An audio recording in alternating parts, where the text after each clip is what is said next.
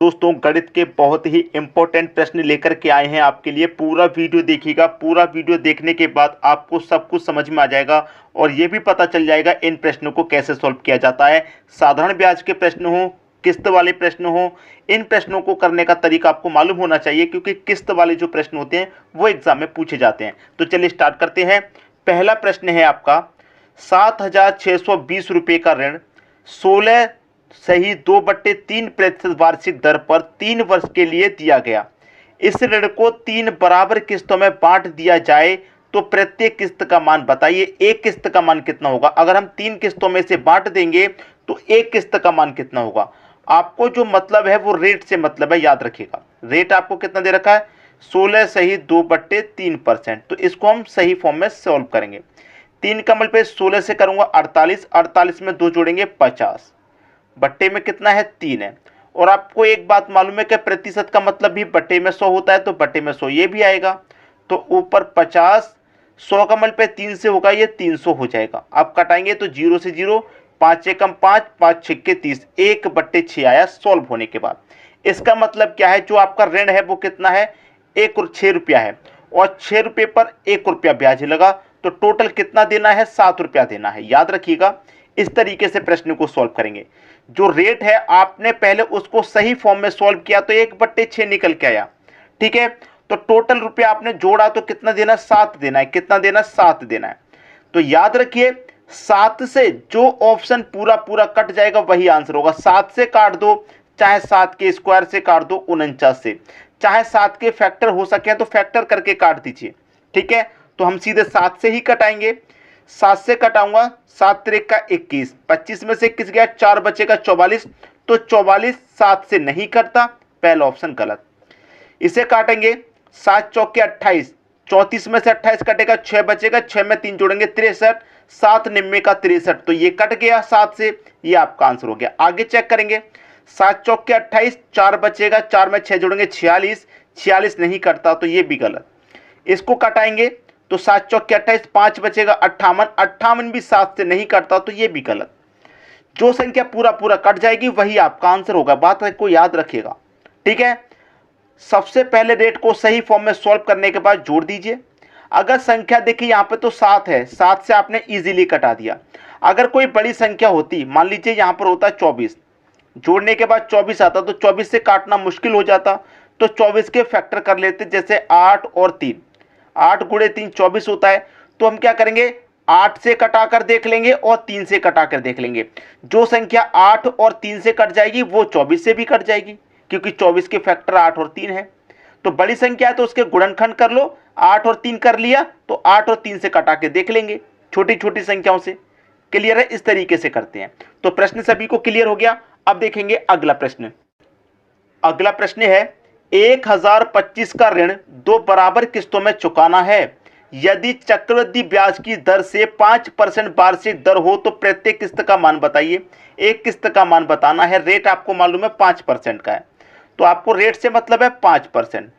5 रखेंगे, परसेंट का मतलब बटे में 100 होता है। 5 एकम 5 कटेगा, 5 से 100 कटेगा 20 बार में, 1/20 आया। अब मैंने क्या बताया, इसे जोड़ देंगे तो 20 में 1 जोड़ेंगे तो 21। अब 21 से कटा के देख लेना है इसको। अब 21 से कटाना अगर आपको मुश्किल लग रहा है तो 21 के फैक्टर कर लो, 7 गुने 3 21 होता है।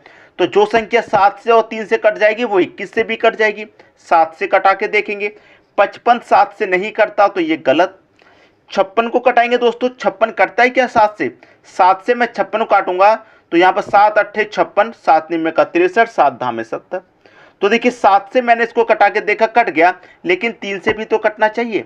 तो इसे मैं 3 से कटाऊंगा, क्या कटेगा? 3 एकम 3, 5 में से 3 गया, 2 बचेगा 26, 26 3 से नहीं कटता, 26 नहीं कटता, तो ये गलत हो गया। भाई दोनों से कटना चाहिए, 7 से और 3 से, तभी तो 21 से कटेगा। अब 56 तो दोस्तों यहाँ पर कट जाएगा हमारा 7 से, लेकिन यहाँ पर कितना है? 75 भी है, तो ये भी कटना चाहिए।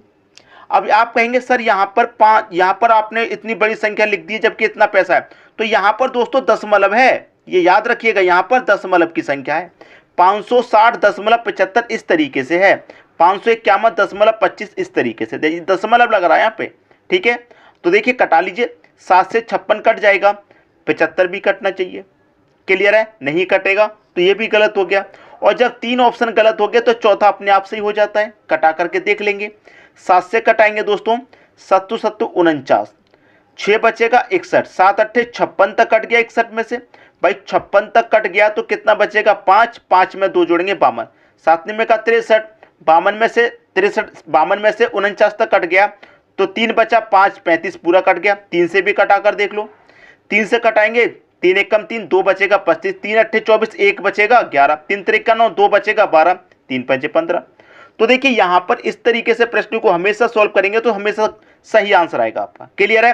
तो डी ऑप्शन आपके प्रश्न का बिल्कुल सही जवाब हो गया। अब देखेंगे अगला प्रश्न।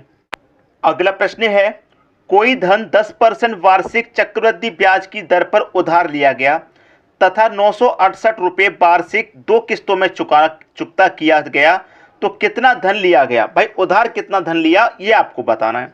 आपको मैंने पहले ही बता दिया है कि रेट से मतलब है, रेट आपको 10% का है। 10 को सॉल्व करेंगे, 10% का मतलब बटे में से होता है, 10 एकम 10, 10 से 100 कटेगा, 10 बार में 1/10। तो क्या करेंगे, जोड़ लेंगे। ठीक है, 10 में 1 जोड़ेंगे कितना हो जाएगा 11, 10 में 1 जोड़ेंगे कितना हो जाएगा 11 हो जाएगा। अब यहां पर याद रखिए, यहां पर हमसे जो पूछ रहा है वो पूछ रहा है कितना धन उधार लिया गया। यहां पर किस्त का मान नहीं पूछ रहा। याद रखिए दोस्तों, मैं प्रश्न में क्या समझाने वाला हूं आपको, यहां पर किस्त का मान नहीं पूछ रहा, यहां पर कितना धन उधार लिया गया वो पूछ रहा है। अब देखिए नीचे वाली वैल्यू क्या होती है, प्रिंसिपल होती है, ये बात आप जानते हैं। तो यहां पर प्रिंसिपल पूछ रहा है और प्रिंसिपल में आपने जोड़ दिया ब्याज तो कितना हो गया 11 रुपये हो गया। और पूछ क्या रहा है, प्रिंसिपल को पूछ रहा है, तो इसमें जो प्रिंसिपल है उसको और ऐड कर दीजिए 10, तो 11 10 कितना हो जाएगा 21। 21 से कटाइए, कौन सा कटेगा, नहीं कटा पा रहे, 21 से फैक्टर कर लो पहले की तरह, 7 गुने 3, तो 7 से कटा के देख लीजिए, 7 दूने का 14, 2 बचेगा 29, नहीं कटेगा। ठीक है, नहीं कटेगा। फिर से 7 से कटाइए, 7 दूने का 14, 3 बचेगा 38, 38 भी नहीं कटेगा। 7 से इसको भी कटाएंगे, 7 दूने का 14, 2 बचेगा 28, 7 चौके 28, 7 से कट गया, 3 से भी कटना चाहिए, 3 पंजे 15, 1 बचेगा 18, 3 छिक्के 18, ये दोनों से कट रहा, 7 से भी कट रहा, 21 से भी, 7 से कट रहा 3 से भी, तो इसका मतलब ये 21 से भी कट जाएगा। तो सी ऑप्शन आपका सही आंसर हो गया। कितना धन उधार लिया गया, 1680 रुपये उधार लिया गया। ठीक है दोस्तों, बात समझ में आ गई। अब देखेंगे अगला प्रश्न। अगला प्रश्न है, 9000 रुपये का 10% वार्षिक दर से 3 वर्ष का साधारण ब्याज ज्ञात कीजिए। 3 वर्ष का साधारण ब्याज, साधारण ब्याज में कुछ नहीं मालूम है आपको तो सीख लीजिए। SI बराबर, साधारण ब्याज का मतलब सिंपल इंटरेस्ट बराबर फॉर्मूला होता है P गुने R गुने T बट्टा 100। P का मतलब प्रिंसिपल, R का मतलब रेट, T का मतलब टाइम। पूछ रहा है साधारण ब्याज मतलब SI आपसे पूछ रहा है निकालना। प्रिंसिपल आपको 9000 रुपये दे रखा है, 9000 लिख लेंगे। रेट दे रखा है 10% का, 10 लिख लेंगे। टाइम दे रखा है 3 वर्ष का, 3 लिख लेंगे, बट्टे में 100। एक जीरो से एक कटाएंगे, इस जीरो से एक कटाएंगे, 9 त्रिक का कितना हो जाएगा 27 और 2 जीरो मतलब 2700। तो सिंपल इंटरेस्ट मतलब साधारण ब्याज कितना हो जाएगा भाई 2700 रुपये हो जाएगा। बी ऑप्शन में 2700 दे रखा है, ये आपके प्रश्न का बिल्कुल सही आंसर हो गया। आप देखेंगे अगला प्रश्न। अगला प्रश्न है, 500 रुपये पर 1 वर्ष का सरल ब्याज 1% वार्षिक दर से क्या होगा। भाई बहुत अच्छा प्रश्न। अभी अभी मैंने फॉर्मूला बताया सिंपल इंटरेस्ट का, P गुने R गुने T बट्टा 100। पूछ क्या रहा है आपसे प्रश्न में, सरल ब्याज, सरल मतलब सिंपल इंटरेस्ट पूछ रहा है। प्रिंसिपल दे रखा है 500 रुपये का, रेट दे रखा है 1% का, टाइम दे रखा है 1 वर्ष का, बट्टे में कितना 100। 2 जीरो से 2 जीरो आप कटा लेंगे, 5 गुने 1 5, 5 गुने 1 5, तो सिंपल इंटरेस्ट कितना निकल के आया भाई 5 रुपया। सिंपल इंटरेस्ट साधारण ब्याज 5 रुपया निकल के आया, जो कि सी ऑप्शन में दे रखा है। तो 500 रुपये का 1 वर्ष का 1% की दर से 5 रुपया ब्याज हो जाएगा। सब समझ में आ गया प्रश्न। अब देखेंगे अगला प्रश्न। अगला प्रश्न है, 6000 रुपये पर 6% वार्षिक दर से 8 माह का साधारण ब्याज तथा मिश्र धन ज्ञात कीजिए। साधारण ब्याज भी बताना है और मिश्र धन भी बताना है 8 महीने का। ठीक है, 8 महीने का। तो पहले तो वही फॉर्मूला लिखेंगे, सिंपल इंटरेस्ट बराबर क्या होता है P गुने R गुने T बट्टा 100, यही तो होता है। अब मैं आपको एक चीज़ बता दूं, हमेशा याद रखिए, यहाँ पर महीने का दे रखा है। अगर आपको महीना कभी भी दिया जाए, माह का दिया जाए, तो माह को वर्ष में कन्वर्ट करने के लिए आप 12 से डिवाइड करेंगे। 12 मतलब 1 वर्ष में 12 महीना होता है। जब महीने का पूछेगा तो महीने से डिवाइड करेंगे। अगर आपको महीने की जगह यहाँ पर दिन दिए जाए, मान लिया कभी पूछेगा 50 दिन का बताइए, कभी पूछेगा 73 दिन का बताइए, अगर आपको दिन दे दिया जाए तो दिन को वर्ष में कन्वर्ट करने के लिए 365 से डिवाइड देते हैं, महीने को वर्ष में कन्वर्ट करने के लिए 12 से, और दिन को करने के लिए 365 से। ठीक है, इसको याद रखिए, बस प्रश्न सॉल्व हो जाएगा। देखिए, सिंपल इंटरेस्ट और मिश्र धन दोनों बताना है आपको। प्रिंसिपल कितना दे रखा है, 6000 रुपया का, रेट दे रखा है 6% का, टाइम कितना दे रखा है 8 महीने का, तो 8 लिखेंगे। इसको वर्ष में कन्वर्ट करने के लिए मैंने बताया 12 से डिवाइड करेंगे, और बट्टा पूरा कितना आता है, फॉर्मूले में 100 आता है। ठीक है, कर लीजिए। ये 6 दूने का 12 कट जाएगा, 2 से 8 कटेगा 4 बार में, 2 जीरो से 2 जीरो कट जाएगा, 6 चौके 24 हो जाएगा, और 1 ये जीरो 240 रुपये, तो साधारण ब्याज निकल के आ गया 240। अब 240 एक ही ऑप्शन में है तो यही हम सही कर देंगे। एक ही ऑप्शन में 240 है तो ये तो आपका ब्याज हो गया और ये आपका मिश्र धन हो जाएगा। सॉल्व करके देख लीजिए, आपकी राशि कितनी है, 6000 रुपये। अब देखिए, आपसे पूछ रहा है मिश्र धन, तो मिश्र धन क्या होता है, मूलधन प्लस ब्याज।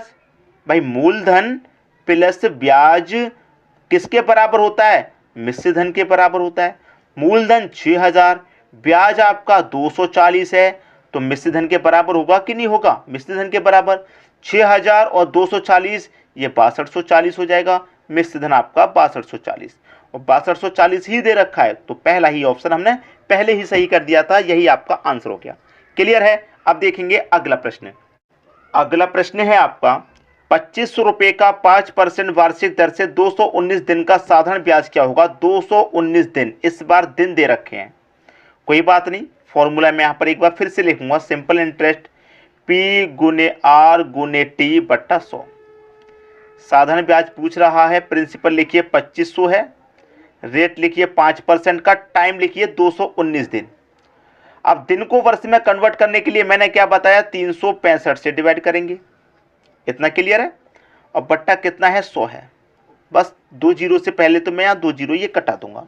ठीक है, 2 जीरो से मैंने 2 जीरो कटा दिए। अब देखिए यहाँ पर मैं इसे कटाऊंगा, कितने से कटा के देख लूँ, 219 भी कट जाए और 365 भी मेरा कट जाए। ठीक है, कितने से कटा करके देखूँ। देखिए, सबसे पहले तो मैं यहाँ पर इसको 5 से कटाता हूँ, 5 से मैं इसको कटाऊंगा पहले। 5 सत्ते 35, एक बचेगा 15, 5 तिरिक 15, 3 बार में गया। 73 से 219 ये भी 3 बार में चला जाएगा, तो सिंपल हो गया प्रश्न। 5 से 365 73 बार में, और 73 से 219 3 बार में गया। आप 25 का मल्टीप्लाई 3 में कर दीजिए, सिंपल इंटरेस्ट आ गया निकल के। 25 का मल्टीप्लाई 3 में करेंगे 75 रुपया हो जाएगा, ये आपका साधारण ब्याज सी ऑप्शन में दे रखा है, ये आपके प्रश्न का बिल्कुल सही आंसर हो जाएगा। क्लियर है। अब देखेंगे अगला प्रश्न। अगला प्रश्न है, कितने वर्षों में 12% वार्षिक दर से 3000 रुपये का साधारण ब्याज 1080 रुपये हो जाएगा, कितने वर्ष में। नहीं पता, सिंपल इंटरेस्ट बराबर फॉर्मूला मैं यहाँ पर फिर से लिखूंगा, PRT बट्टा 100। डिफरेंट जो साधारण ब्याज के प्रश्न हैं सभी में हम इस्तेमाल कर लेते हैं इसको। अब यहाँ पर सिंपल इंटरेस्ट साधारण ब्याज आपको दे रखा है, कितना साधारण ब्याज 1080, तो साधारण ब्याज दे रखा है उसे हम लिख लेंगे। प्रिंसिपल हमको पता है कितना है, 3000 रुपये का है, तो 3000 लिख लेंगे। रेट भी हमको दे रखा है 12% का, तो 12 लिख लेंगे। टाइम नहीं पता, पूछ रहा है कितने वर्षों में, टाइम निकालना है, बट्टा कितना है पूरे का 100। अब 2 जीरो से मैं यहाँ पर 2 जीरो कटा सकता हूँ। 12 से 9 बार में 108 कटेगा, और 1 जीरो मतलब 90। क्लियर। अब 0 से तो 0 कट जाएगा, और 3 से 9 कट जाएगा 3 बार में, तो इधर 3 बचा, पूरा कट गया, इधर T बचा। T का मतलब टाइम कितना निकल के आया, 3 वर्ष का, जो कि पहले ऑप्शन में दे रखा है। उम्मीद करूंगा सभी को प्रश्न बहुत अच्छे से समझ में आ गया होगा, किसी को भी प्रश्न में यहाँ कोई समस्या नहीं होगी। ठीक है दोस्तों, वीडियो देखने के लिए आपका बहुत बहुत धन्यवाद।